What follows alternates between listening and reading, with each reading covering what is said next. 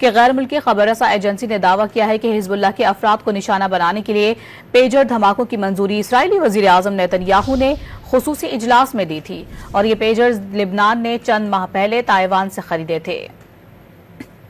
लिबनान के सिक्योरिटी हुक्काम ने गैर मुल्की मीडिया से बात करते हुए खदशा जाहिर किया है कि पेजर्स में लिबनान पहुंचने से पहले धमाका खैज मवाद नस्ब किया गया था। हिजबुल्लाह तक पहुंचने से पहले पेजर्स में छेड़छाड़ की गई थी। दूसरी जानिब आलमी मीडिया ने अपनी रिपोर्ट्स में बताया कि हिजबुल्लाह के सरबराह हसन नसरुल्लाह ने पहले ही अपने ग्रुप के अरकान को इस तरह के किसी भी डिवाइस के खतरे से आगाह करते हुए उसे इस्तेमाल न करने से खबरदार कर दिया था।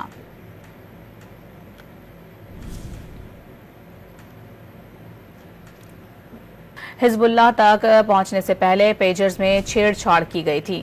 दूसरी जानिब आलमी मीडिया ने अपनी रिपोर्ट्स में बताया कि हिजबुल्लाह के सरबराह हसन नसरुल्लाह ने पहले ही अपने ग्रुप के अरकान को इस तरह के किसी भी डिवाइस के खतरे से आगाह करते हुए उसे इस्तेमाल न करने से खबरदार कर दिया था।